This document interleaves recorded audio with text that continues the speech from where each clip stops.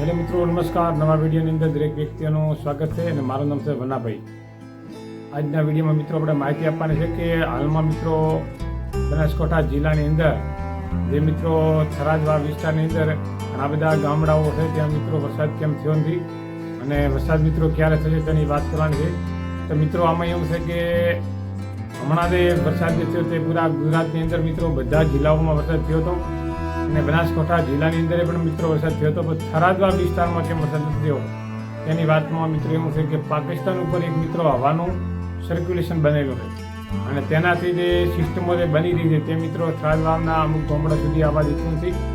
અને બીજું કારણ મિત્રો એ પણ છે કે સાથે સાથે હવામાં રહેલો ભેજ એટલે કે થરાદવાના જે વિસ્તારો છે ત્યાં મિત્રો અને રાજસ્થાન બોર્ડર વિસ્તારો છે ત્યાં મિત્રો ભેજનું પ્રમાણ છે એ મિત્રો ઘણું બધું ઓછું છે.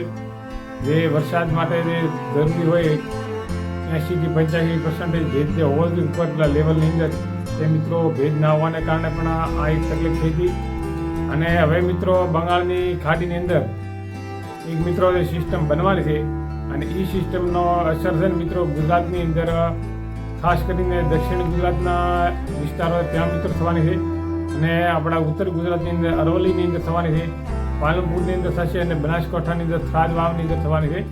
થરાદવાવની અંદર મિત્રો આની અસર માત્ર ને માત્ર 12 કલાક પૂરતી રહેવાની છે.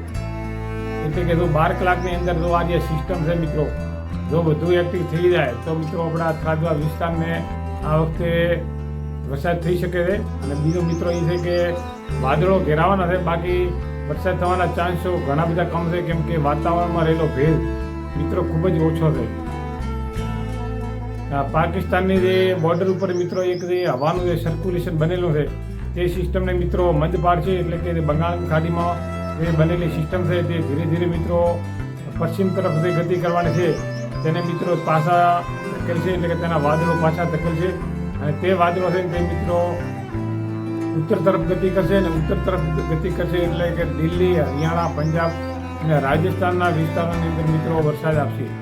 અને ગુજરાતના ખાલી બનાસકાંઠા જિલ્લો અને આ બાજુ અરવલ્લી અને દક્ષિણ ગુજરાતના વિસ્તારો પર નોર્મલ અસર થવાની છે, બાકી વધુ અસર મિત્રો થવાની નથી. અને મધ્ય ગુજરાત અને સૌરાષ્ટ્ર કચ્છની અંદર બિલકુલ મિત્રો અસર થવાની નથી. અને ભેજનું લેવલ પણ ઘણું બધું મિત્રો ઓછું છે અને મધ્ય ભારતની અંદર સંપૂર્ણ વરસાદ સારો થવાનો છે. અને આ બંગાળની ખાડીની સિસ્ટમ છે મિત્રો ધીરે ધીરે મંદ પડી જવાની, એટલે કે ઘણી બધી એટલી મજબૂત પણ બનેલી નથી અને મંદ પણ રહેવાની છે.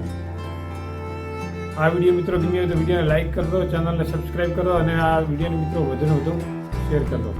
ચલો મિત્રો ફરી મળીશું નવા વિડીયોની અંદર. જય હિન્દ, જય